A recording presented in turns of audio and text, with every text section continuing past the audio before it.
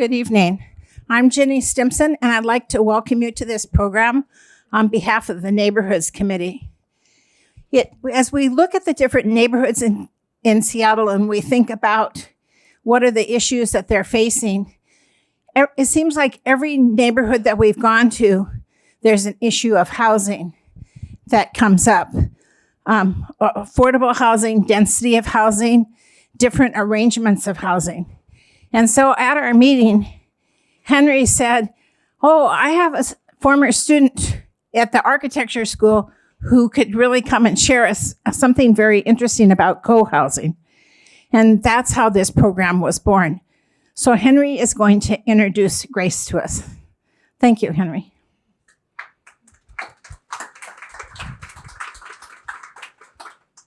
Well, many years ago when Grace was my student, I was absolutely sure that she would succeed in the profession that she and I both love.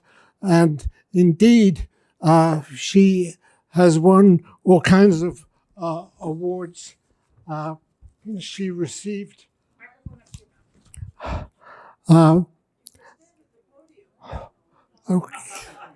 okay. Oh, yes. I missed out something very important. We at Horizon House acknowledge that we are on the unceded ancestral lands of the Duwamish people, a people that are still here, continuing to honor and bring to light their ancient heritage. But there's a new heritage, and Grace Kim is a leader in her profession. I knew when she was my student that she would go far.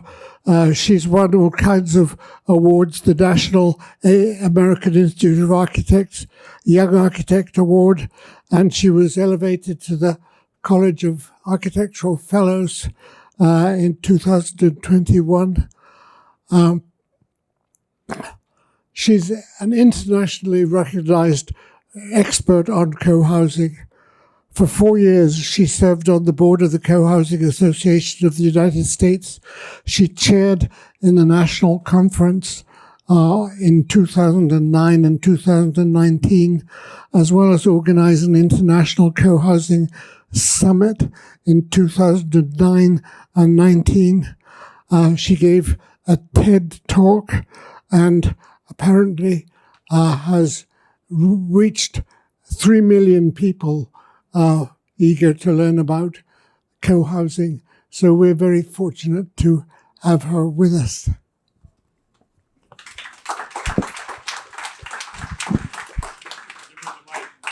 Give her the mic. Oh, there's another one here.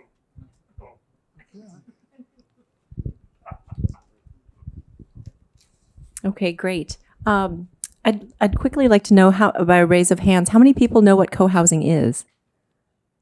Okay, great. Lots of people. Okay, great. So I will just get started. So for many people around the world, this represents the American dream. And we've done such a great job of developing this idea and exporting it that people in other countries are replicating this idea of the single family house with the picket fence and the yard and now the requisite 2-car garage. And for many people, that house might be in a neighborhood like this, right? We've seen neighborhoods like this when we fly and we travel and we fly over. So neighborhoods like this where everybody has their own American dream, but everyone also has their own lawnmower and their own yard equipment and everything. And so everyone kind of has their independence in a way that's fiercely American and has led to a lot of isolation. But it's interesting in these neighborhoods that a lot of people talk about their homes in a very different way. Our homes have become a way to build generational wealth. And so when you hear people talking about this, and as an architect, I've talked to lots of single family homeowners that always wanted to remodel their homes, and they were always worried about real estate values. What is this remodel, this kitchen, this whatever? How is that going to translate to resale value? And then I would ask them, well, when do you plan to move? And they would say, oh, well, I don't know, 10, 20 years. And I would say, don't worry about it because you need to live, you're going to live in this home for that time. But still, people talk about that. So they refer to their homes as real estate transactions. And one of the things that these 9 families, including mine, about more than a decade ago, decided that we were going to do something different. We set out to live in a very intentional way, in a very different way. And I can't remember what this year was, but what year this was, but this photo was taken on the 4th of July as the nation was celebrating the independence of our country from the British Commonwealth. We decided that we were actually going to celebrate our interdependence and really celebrate and think differently about how we wanted to live. None of us were friends before. Well, actually, our best friends are part of the group, but they joined later. The rest of the 7 families, we didn't actually know until we started this endeavor. But we decided that collectively we would build a new building and we would live together collaboratively. Instead of thinking about our homes as a real estate transaction, we wanted to start thinking about our home as a place for security, a place of belonging, a place to find support, a place of well-being, a place for community. And so what we chose to do was look to build a co-housing community. And some of you, I think a lot of you know, but some of you who don't know, co-housing is an intentional community, an intentional neighborhood where people know each other and they care about one another. There's a focus on community, but also a deep respect for individual privacy.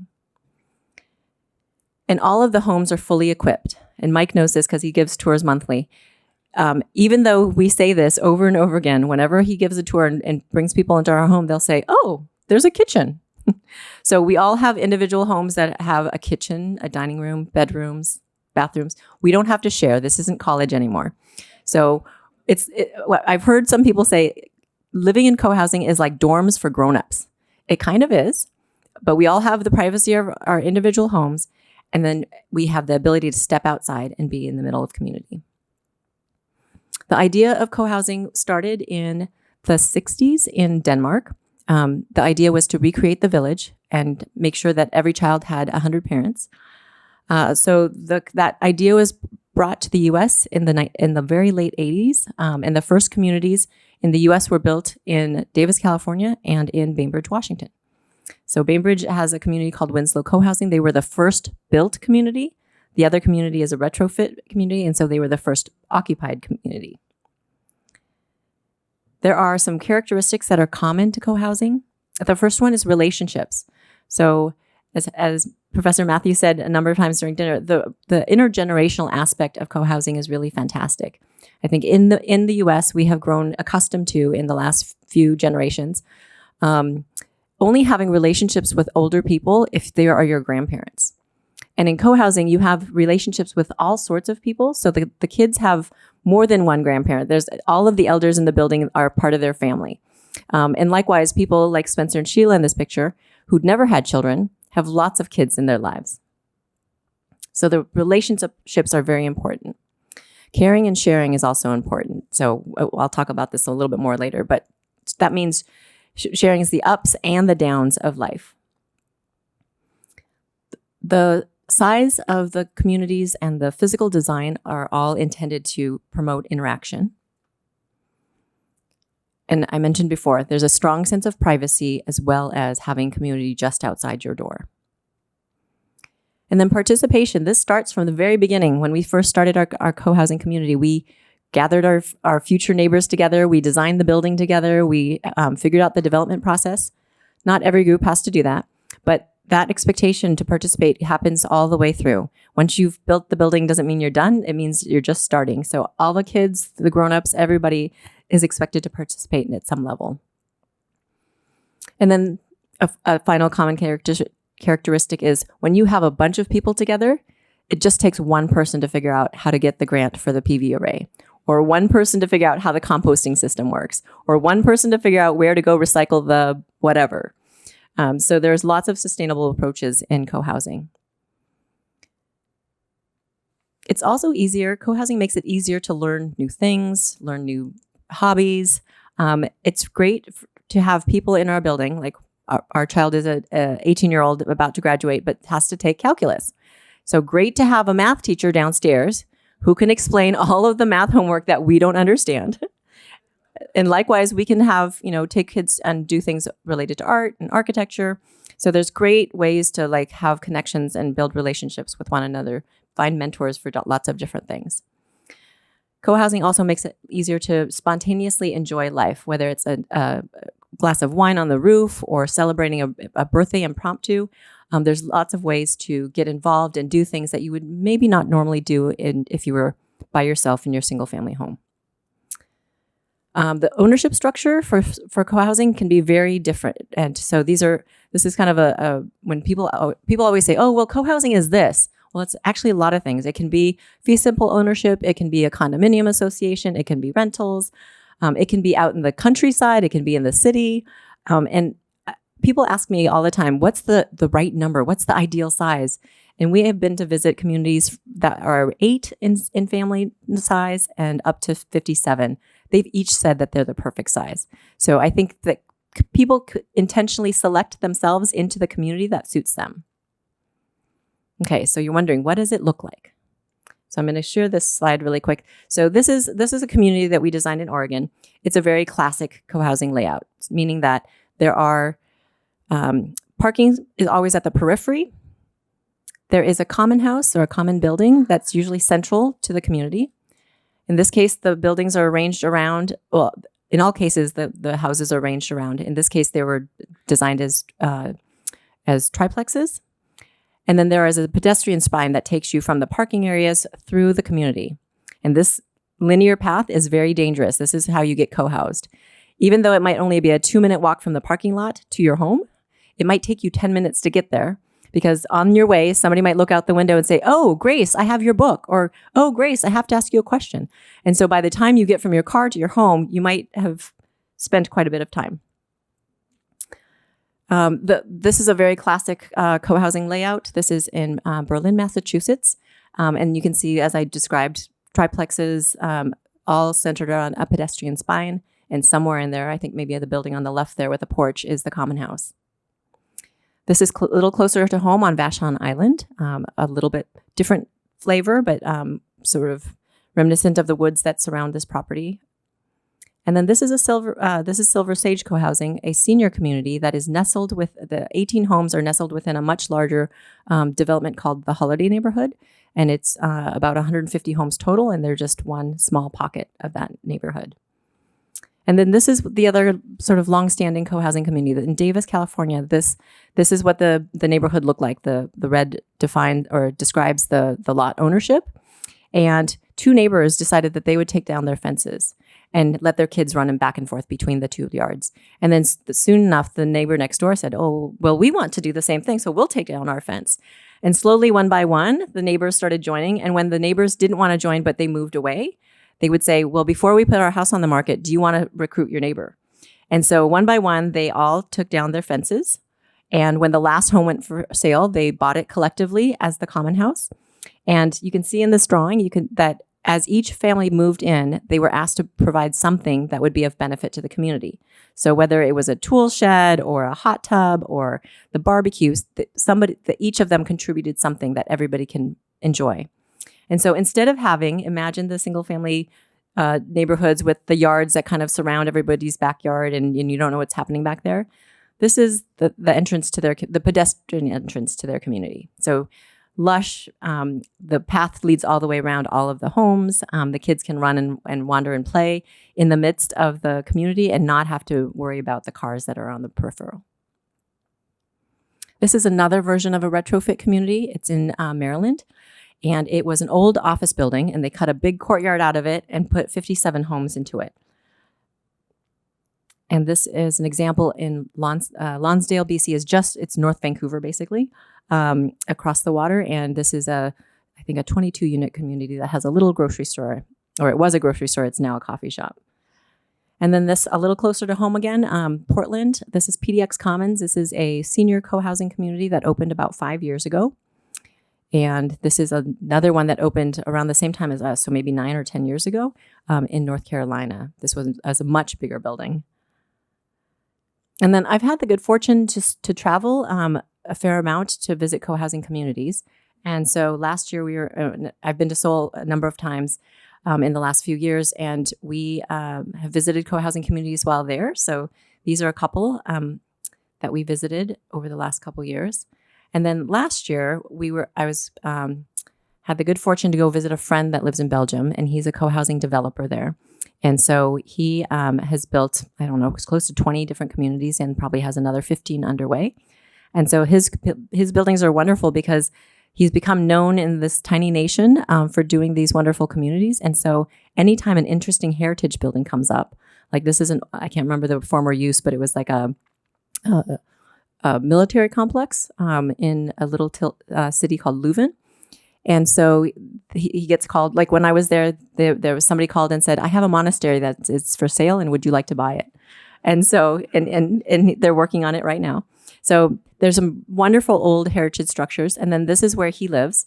He developed this in a very suburban neighborhood, and 9 families live there. And then this, I was saying to Professor Matthews earlier, that this church that's on the left-hand side was an old church that was bombed during World War II. And the parish the congregation had shrunk so much that the sisters were like, we outnumber the parishioners. And they couldn't keep it up anymore. So they were selling the building. And so he bought the building. The common house is in the center of the chapel of the church. So when you walk in, you see the soaring ceilings and the stained glass. And then there's a structure inside that they built that is the conditioned space of the common house. And then the red tiled buildings that you see there are the homes that surround it. Our company, Scalmato Workshop, has designed a number of different co-housing communities, and so I'll share just a few of those really quickly. This is the first one that we designed in 2006, and it was occupied right as the recession was happening, the big crash. But it is 30 homes surrounding that big maple tree at the center. There are 4 buildings. They wanted the 30 homes, but they didn't want it to be dense. So we had to figure out how to arrange the 30 homes into 2 and 3 and 4-story buildings. But we left this big turf area in the middle. So you can see that here. While we're not a huge fan of putting in lawns, the lawn was actually had a stormwater function. Our civil engineer put what she called the rock burrito underneath the lawn, so that when it rains, all of the water gets funneled into this area, and then it sits in this reservoir underneath the dirt, and it slowly infiltrates into the ground. So in 2006, when we designed this building had 0 contribution to the stormwater system. It absorbed and managed all the water on site. Today, that's not a big deal. In the state of Washington, that's kind of required now, but that was not the case 20 years ago. So these are some more pictures of the community. So this patio is at the center of the community. So co-housers have FOMO. They are really worried about missing something. And so we always try to design the common house and the common house patio to be at the center that everybody can see from their front kitchen window. This is our most recently completed co-housing project in Anacortes. They didn't start off this way, but they ended up being a senior community. Just based on their location and who they were attracting, they are a 55-plus community. And they have just recently completed, they have 4 acres. The northern part, much to their chagrin, is a wetland, so they could not build there. So we concentrated all of the development on the south side of the property. And there are 15 homes that are in stacked flats. So building 1 is a 4-story apartment building. And then the other 15 homes are in these townhouses. So this is a picture of the townhouses. And there's supposed to be artwork where that big square is in the front. So the artwork is not in yet. They're doing that next year. And the plantings have just started. So this was taken earlier this spring. You can see out the kitchen window that there is the apartments off in the distance. And this is their common house. The common house is, I don't think I said this, is the crucible for the community. It's where people gather. It's where people meet each other informally or intentionally through community meals. And so we spend a tremendous amount of time thinking about that common gathering space. So this is a community kitchen that they prepare meals out of. And then just on the other side of where I took that picture is a photo of the dining hall. And the dining hall seats, I think, everybody in the community. And there's other rooms in the common house as well. But this is a picture of the community members making a meal. And then this project is in construction right now. In Marysville, Washington, we have designed a community of 32 homes. They're cottages in this case because that's what the property allows. So 32 individual cottages that are about 1,200 square feet. And hopefully it will look like that.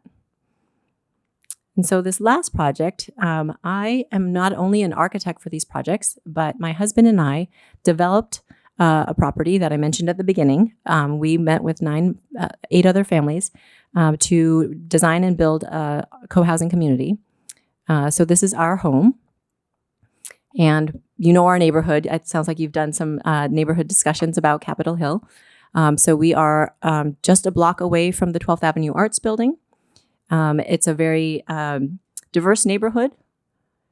And our community is called Capitol Hill Urban Co-Housing. That was kind of the working name and it stuck. And so we call ourselves Chuck. Yep. And it is a small building. We occupy 4,500 square feet. So if you can remember it, or if you know, a single family house in Seattle is 5,000 square feet. So if you lived in a single family house, your lot was bigger than ours. And we have 9 families living on that 4,500 square feet. We've also learned that we are sort of a building unicorn. What is allowed in Seattle, you can build 4 units per floor and have 1 single stair serving it. This is part of the Seattle code. We didn't think it was a big deal. Turns out that we are one of 2 cities in North America that allow this. New York City and Seattle are the 2 cities that allow this. So we've had a lot of attention and a lot of press because of this. But for us, all it meant was that we could save some space and make the homes bigger. And it allowed us to create this courtyard in the center. This is our home. We do a progressive dinner several times a year or twice a year. So this is one of those times.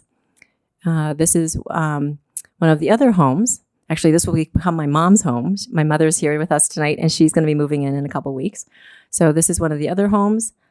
And then this is the third home. And I say that because there's 3 in the floor plan, I showed 3 different units. So those represented the 3 different units. And then this is, if you took and sliced the southern half of our building off and peeled it away, this is what you would see. So you can see on the left, there are homes. There are actually 6 homes on the front side of the building. There are 3 homes in the back. And then on the main level, let's see if I can get and on this level is the common house. And that's kind of where we do our community meals, and it's where we gather for meetings or for celebrations. And then on the ground floor is our office. So Mike and I have a very short commute. We literally, if you blink, you might not see us do the commute because we have to walk outside. And then the most important part of this building is really this area that's outlined here. It's the courtyard. And the courtyard's important because not only does it give us daylight and air, but it also connects us visually. So we are able to see who's coming and going on the balconies from each of our homes. That's kind of the thing that we did instead of putting the common house visible to everybody. And then you can see on the right-hand side that the courtyard is kind of like, the balconies are kind of like balcony seating for what's happening down below. And that has played itself out when we have concerts there. We've had a string quartet there last in the spring, I guess it was. And so people were sitting up above. And so it's just turns out to be a great way to watch live music.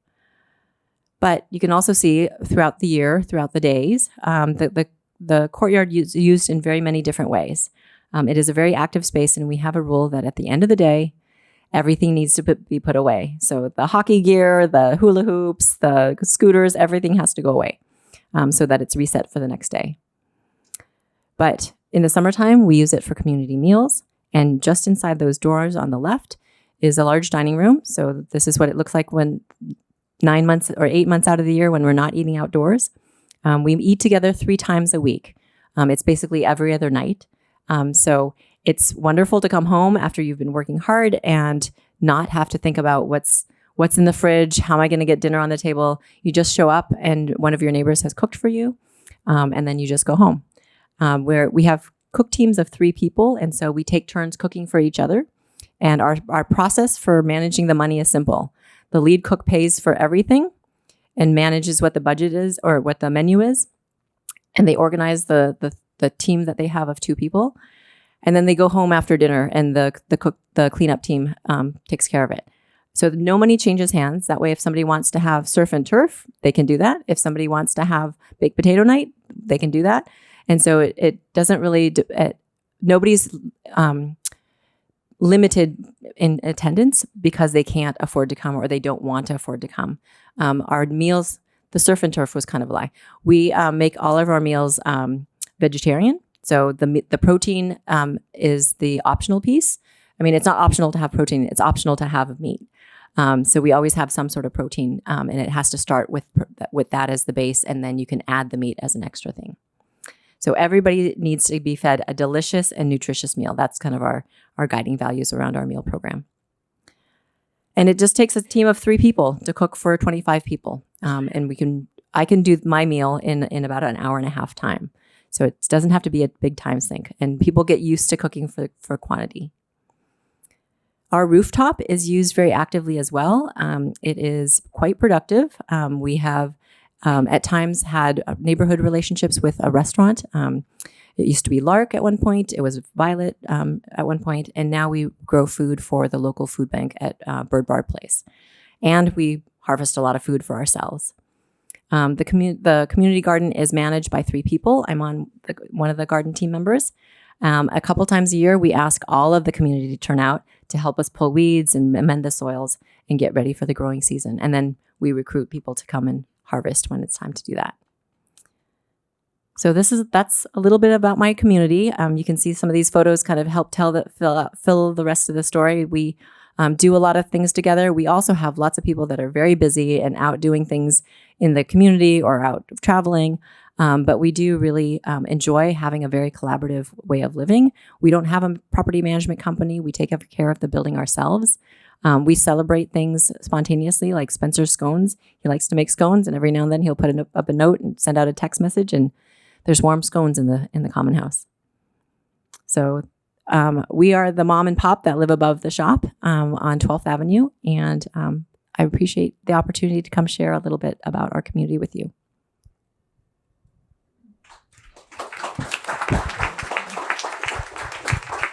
Thank you so much. I think you really helped us understand the wide range of ways people do this. We'll take questions now. We have 3 people with mics, and you know how we like to go and have one section, another section, another section. So are there people who have comments or questions?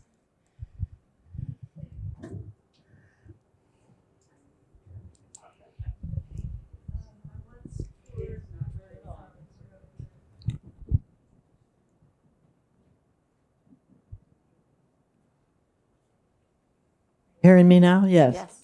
All right. I once toured a co-housing place in California and was taken through the common rooms. And in the kitchen, there were signs up, for example, saying, "George, you didn't clean up last night." So I'm wondering, how does your community handle a situation like that? We usually don't post signs. There might be a note that goes out if it's not known who did that, who left the kitchen a mess. But oftentimes we know who's been using the common spaces. There's a sign up list, and so somebody might knock on the door, or they might ask, "Hey, can you clean up the common house before the next use?" So it's usually by just verbal communication. Yeah, we've tried really hard to make sure that the communication stays individual, so that there aren't conflict. I mean, conflicts will arise, but if you can try to verbally work it out and not leave signs for people to kind of stumble across, that's usually the best way.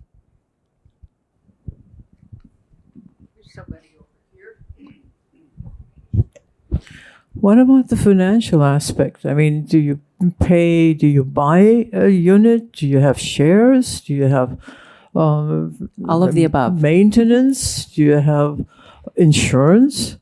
Who takes care, or how is that prorated? What happens? Right. So the ownership can be all different things. So it can be single family homes. It can be a homeowners association. We live in a building that is managed as an apartment building. We all own the building together, and we all have rents, and we all manage it together. I would say in all of the communities, it is self-managed. So generally speaking, the landscaping will be done by a landscaping team. I have heard of communities where they've decided to hire out for landscaping or hire out for the cleaning of the common house. But generally speaking, that happens within the community. As a building owner that owns an apartment building, we make sure that our rents cover insurance, pay into the reserves so that we have money to do major repairs. So we manage ourselves as anybody would manage, your own home. You have to, if you own a house, you have to think about when does the roof need to be repaired, or is the sewer going to be clogged and I have to go fix it and do something. All of those things that you would have to do individually. There's a team of people. So I actually don't have to ever worry about the facilities and maintenance. My husband is on that team, right? But he doesn't have to worry about the garden because I'm on the garden team with some other people. So the lucky thing about being in community is that generally the people that are interested in something will be on the team to actually make it happen, right? So the finance legal team are people, well, actually, that's not a good example. Nobody wants to be on the finance legal team, but there's somebody has to do it. But people don't know how to do everything, but there's enough knowledge and we're all smart people. So we figure it out together. I just want to add one more thing. My daughter lives in in an eco village outside, in Ithaca, New York. Yes. And it's highly successful. Yes, I it's noticed larger than this. They also have gardens. Yeah. And she loves it. Yeah. Yeah, I'm quite familiar with that one. That one's a really successful one. Yes. Yes, Roger.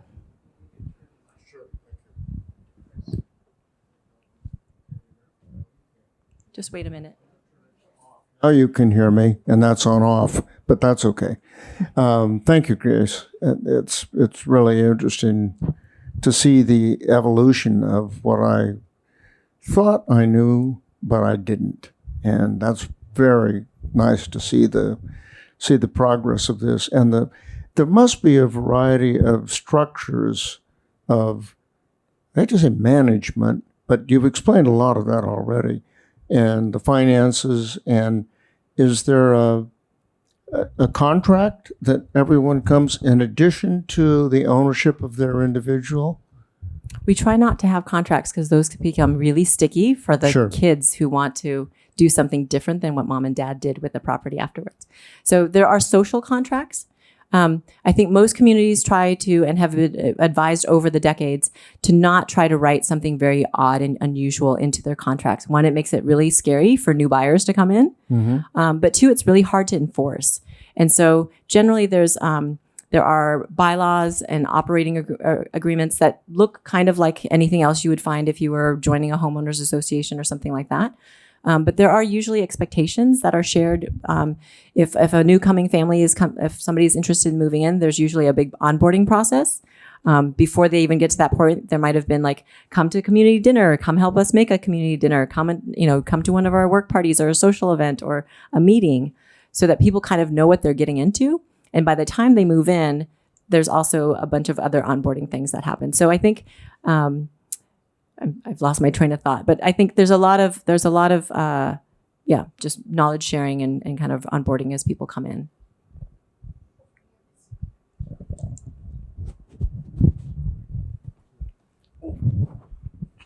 Question about just getting information. I have a family member who's really interested, but it's not, co-housing is not really listed in the phone in the any place. And so how do you go about that? So I'm glad you asked because I forgot to fast forward to this slide. So there are resources available. I would say the clearinghouse for everything co-housing is cohousing.org. And if you go there, or if you just Google co-housing, I think this is the first thing that will come up. If you go there, there is a directory, and so you can search by state. In Seattle, Washington, there's actually quite a lot of communities that are built in the area. And then there's also ones like Vashon has one, Bremerton has one, Winslow has one. There's there's one in Olympia. There's a bunch in Snohomish County. So they're all kind of around. So you can search by location. There's also some that will have classified ads. So if there's homes for sale, and every now and then there's sort of a request or a notification that will go out that says, we're going to be on vacation for 6 weeks, and do you want to come and try out co-housing? So that's actually quite a common thing that happens when people are out of the country. So those are some ways to find out. but there's no central I would Co- say this is the central place to look. That on this cohousing.org. online. Yeah. You'll on that website, you'll find more information about just what cohousing is, but you can also find out, are there new forming groups? Those groups will be active on that site and kind of be advertising. Good. Yeah. Thank you. Yeah. Okay.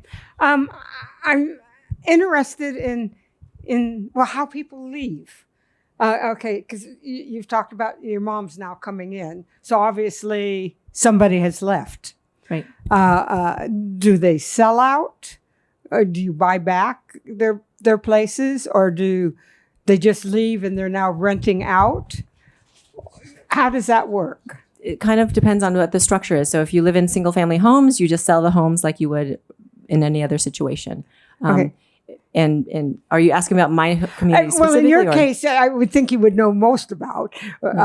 It's an apartment building, you said. So the people who had that apartment, they have the choice of just moving out, or do they have to sell out? They have to sell their shares in our case specifically, because the people that rent in our building are actually the owners of the building. Okay. So it's a requirement of living there is that you have to be So a member. when you leave, you basically need to find a buyer to come in. The community finds the buyer. Yeah. Oh, And oh. it's not, there's nothing to buy. We don't actually, I'm not going to go into, yeah, we have, it's a membership share that you're selling. Okay. Yeah. Okay. Yeah. But again, yours is different than Ours is I love that. ours is like a unicorn. So I wouldn't say ours is the typical. It's Yeah. more typical to have a single family house and a homeowners association, or a condo with a homeowners association. There are a few that are co-ops. There are a few that are tenant in commons, but so any other way that you would transact that real estate is the same. Okay. Yeah. Thank you. Yeah, the goal is that for people to be moving in to understand what co-housing is. So I think most of the communities have some sort of process and a wait list that they will help manage for the outgoing member. Yeah. Yep. So I'm curious, in this process of getting a new owner or a new tenant, do the existing tenants have veto power or any vote on who comes in? We don't really have a vote, but what we do is when we open up the home for rent or that's available, we will get a number of people interested and they'll apply, and then we have a process team. So there's a couple people that will have meet with each one of them, maybe first online and then in person. Then they'll give tours, they'll introduce them to some of the community members, and then there's sort of successive phases. So I'll give the example for last year when we had our first family to move out was notified us last June. So after 8 years, we had one turnover. And when they announced, immediately Sheila, one of our neighbors, put together an ad and did all the work and posted something on a Friday. And by Sunday, we had 9 applicants. And the requisite to become an applicant, to fill out the form, was you had to read our website, and there was a bunch of different things. And so you kind of had to say when you were signing up on the application that you had done those things. So there were 9 people over the course of 2 days that had done that work and were ready to go. And she shut down the list because she was like, we can't process more than 9 people for one home. And so by the end of the second week, she had conversations with all 9 of them, and 5 of them decided that they wanted to move forward. And by the time that she scheduled the visits, one of them dropped out. So it's kind of a self-selecting process along the way. There's no weeding out that we do intentionally. When we got to the point where we met with all 4 of the families and they came to visit all of us and had dinner with all of us, at the end of that period, 2 of the couples were older couples, and one was a couple of retired ministers that were moving from back east to be with their young families, their children here. And they said, we're ministers and we know this process. And if we were a church, we would want to have a young minister coming to our church. And in the same way, we feel like you guys really want or need to have a young family moving in. And so they backed out, and the other older couple did the same thing. They said, we would love to live here, and we think that you probably need or want a young family. And we had 2 families that were interested, and the community had talked about prioritizing those young families. So it kind of all worked out together. It wasn't that we said we're going to only look at young families. as we were having that conversation, the applicants sorted themselves out. And so we ended up with one of the families with children. Yeah. I have I haven't seen any pets in your pictures. Do you have pets? We do have pets, and we have a pet policy. So we have a dog and a cat and 2 birds. Maybe, actually, I think one of the birds died, so we have 1 bird. We have a policy that says you have to have, you can have no more than 2 large mammals. I think you can have as many birds as you want, or goldfish, or whatever else. Yeah, but we ask people to have their dogs on leash or in arm as they're walking through the common spaces, and they're not allowed to just kind of roam freely. How about the diversity? It wasn't a large percentage of people of color living in any of them. There is matters here and there. I don't know if any of the people are gay, straight, whatever. How does that work? Again, it's self-selecting. We have, of our 9 families, 3 of our families are families of color. And for statistically, co-housing tends to be fairly white, fairly well-educated, fairly affluent, and fairly women. There's a lot of single women that live in co-housing. So ours is a little bit different than that in terms of demographics, but I would say in general, co-housing tends to lean towards white population. And we're working on that, at the national level. What happens when you get a new family moving in and they turn out to be very disruptive and nobody gets along with them? What happens then? So I can speak anecdotally because we haven't had this situation, but there is a national listserv, so I see all the comments that are coming through.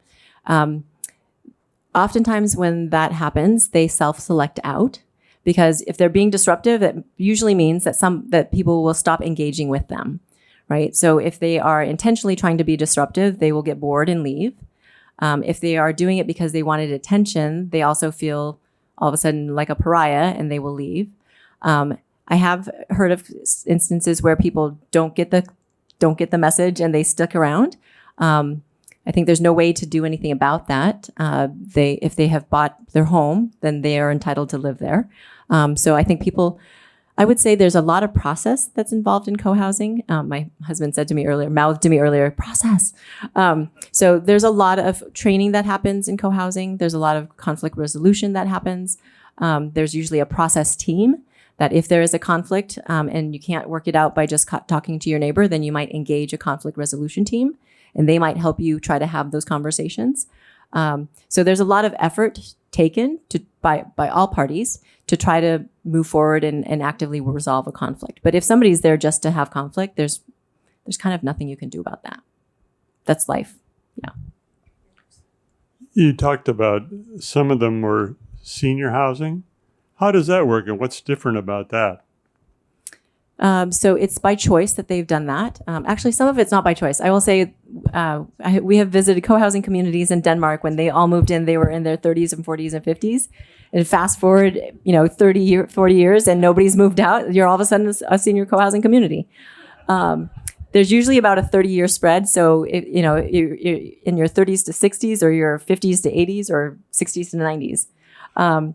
But they've all elected to do that. And when we design for senior co-housing, we think about aging in place and living sort of on one level. We make sure that there's units that have elevator service.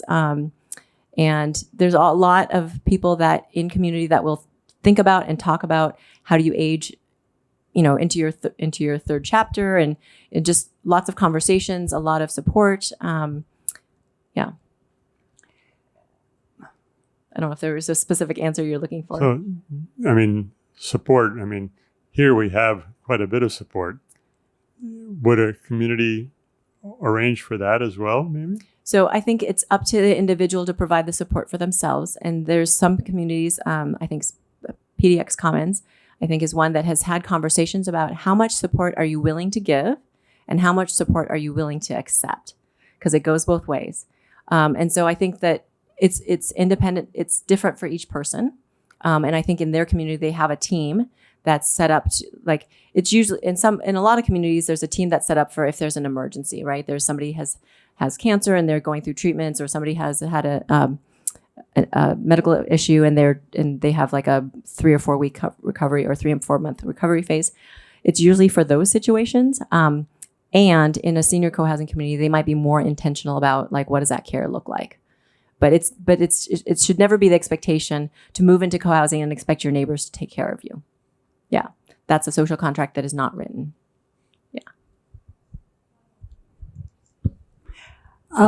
My question over here, way over here. Oh, thank you.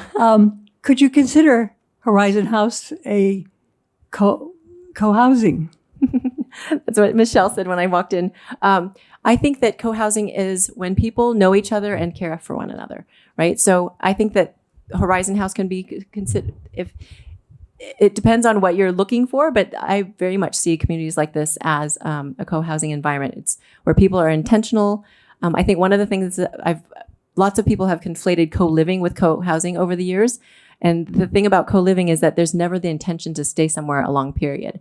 And I think people here at Horizon House are here for a while, and it's intentional that you're here. And so I think that intentionality helps foster that community connection, that desire to grow and learn together. That is important for co-housing. Great, thank you. Mm-hmm. How are the utilities? How are utilities paid? Oh, thank you. And upkeep. So it's utilities are paid individually in most cases. I think in vastly the majority of cases you're paying for your own electricity for sure. But it may be that a homeowners association might bundle garbage and gas and things like that. In our case, we only pay for our electricity and everything else is paid for by our rent.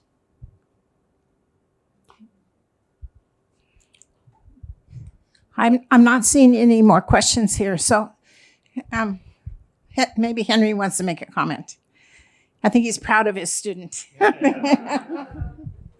have a question. Oh, you have a question?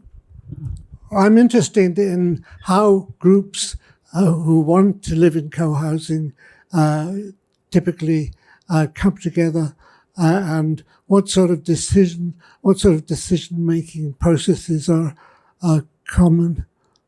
Sure. So groups come together in lots of different ways, but generally there's a group of pioneers or the founding members. It might be 3 or 4 families. Sometimes it's 1 or 2. And they, like in our case, it was Mike and I, and we started just advertising. We posted notes around different coffee shops, had advertisements in the Capitol Hill blog, and we just invited people to come to different information sessions that we were having. And so that helped actually find the first 3 other households, and they started coming out and helping organize those meetings. And I would say that I was part of the new member recruitment team, me and Sheila and Spencer, and the 3 of us probably met with new families every month for probably about 1.5 years. Sheila and I have done presentations together, and we say we've kissed a lot of frogs to find our princes. So, there would be times, and these people would come to these information sessions after having already looked at our website, talked to Sheila. And so they would show up at the information session, having done a little bit of research. And sometimes we would have 3 people in a month. Sometimes we had 15. So it kind of varied. And we could always tell how well Sheila did in her outreach by the questions that came up. There was one month where we had, I think, almost 20 people, and all of them wanted to know how they could buy their home. And she was like, oh, clearly she had not done her outreach well enough to explain to them, we're not selling anything right now. So there was a lot of outreach and a lot of work. During those 2 years of kind of forming and recruitment, we did a lot of training. So we did a lot of training on conflict resolution, on communication skills, on power structures, all different types of things to get us ready for making decisions and moving forward. And that's something that when a new group comes to us and they say, we're ready to start with an architect, I say, what have you done for group process? And most of them will always say, well, we haven't done anything. We're going to use this design process as our test. And I'm like, oh, great. It's not usually a great way to practice solving conflict when you have something high stakes as your forever home on the line. So, but there's a lot of group process that's involved. Oh, and Mike is saying that there are some groups that start and they don't have land, and it takes them a little while to kind of figure out where to buy land and things like that. That becomes a little bit messy. When you have land, it's a little bit easier because people can physically see the site and understand, oh, when they say urban, they mean this urban. Whereas when it's groups that are just meeting without land, there might be a group that says, okay, we want a suburban property and we want it to be this and that. And then once they find the land, half the group leaves because for some of them it's too suburban and for some it's not suburban enough. There's a couple other hands that went up. Question? Randy, yeah. What did you learn by COVID? What did we learn by COVID? We learned, the whole world learned that isolation is really a big deal. Before going into COVID, I was starting to talk about, and that's actually the topic of my TED Talk, is about isolation and how co-housing is a counterpoint to that. And so I think during COVID, I think everybody realized that the pandemic that was here before COVID was actually loneliness and isolation. And so for us, we had the benefit of 9 families putting their heads together. There was at least 1 or 2 people that were frightening themselves and everybody else by looking at the internet every 20 seconds. And then there were others that were kind of more like, let's see what's going to happen. But as we would meet together on a daily basis to try to figure out what was going on, we figured out ways to clean the building. Literally, there was a few months where we were wiping down the building from top to bottom, every surface that you could touch to keep ourselves safe. We were ordering groceries together. We were doing all these things. After about 6 months, we were like, okay, enough. We need to get back together. So we ate meals together outside in groups of 3 or 4 families, basically 8 people. And we tried to do as much as we could outdoors. We did a lot of bingo on the patio. We did birthday celebrations in the courtyard. So we did a lot to continue to be connected with each other without being more than 6 feet proximate to one another. So it taught us that what we were doing was really smart to begin with. And I think for a lot of other people, it made them realize they needed that connection. Yeah. Thank you. Oh, how about teenage issues? How about teenage issues? What happens during the teen years? Is there drug problems? Is there other kinds of things?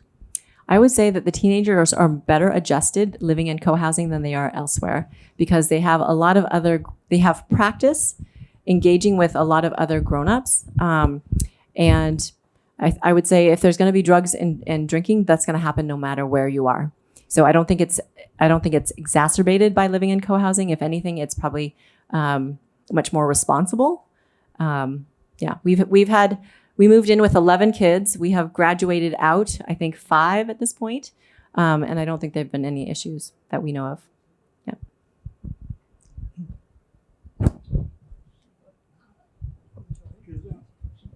Go ahead. I'm busy thinking about the creation of one of these communities and how is the design process carried out, and how is the financial support of creating this community carried out? That is I don't know if we have another hour for that. But I will say in a nutshell, there are... you could see that I developed housing. Yeah, I will say for any architects in the room, I have lots of architect friends that do single family houses, which I think is a very challenging task. And those friends have said to me, I could never do co-housing. I could never do group process. And I was like, wow, that's interesting because I could never do the single family marriage counseling. So I think there's a lot of work that we do that is the same as designing for any population. The things that we try to do that are different is really engaging the community members in the process, not because we don't know how to design the co-housing, but we know that is really great practice for them to build that muscle of group consensus and problem solving together collaboratively. That's an important skill that they'll need to have. And so we try very hard to engage them in that process. Sometimes we get thrown under the bus because the process isn't working because they don't have their group skills. And so it's the architect's fault That's happened to us a number of times, but then they always come around and they realize, okay, we didn't have our stuff together. And then there's a host of developers that are trying to help in this arena, but we could always use more developers that are willing to work with communities that don't ever know what they're doing and will never develop another building again. Yeah. So as as some communities don't know what they are doing, there have been some bankruptcies, as I understand. So what happens, in a bankruptcy? What happens to the families? Your community, for example. Yep, I have heard those stories, same stories that are published in the newspapers that you hear. I will say that is the minority. I think that in the past 20 years, since I've been active in the co-housing movement, I think I've heard of 2. Yeah, the one that was that you probably read about in the New York Times a few years ago. I don't know how they get down that far down the road and mess up that badly. I think there's probably lots of other things at play. But in those situations, and the other one is a group in New York City that has looked at buying multiple sites, and it always gets sold out from underneath them. I don't know why they didn't have those sites tied up before spending a bunch of money on designs and things like that. But those families are all sort of on the hook, right? They're doing it themselves. There's not somebody else to point to blame. They're their own developers. And so hopefully they're going in with their eyes wide open, understanding what the risk is as well as what the rewards are. Yeah.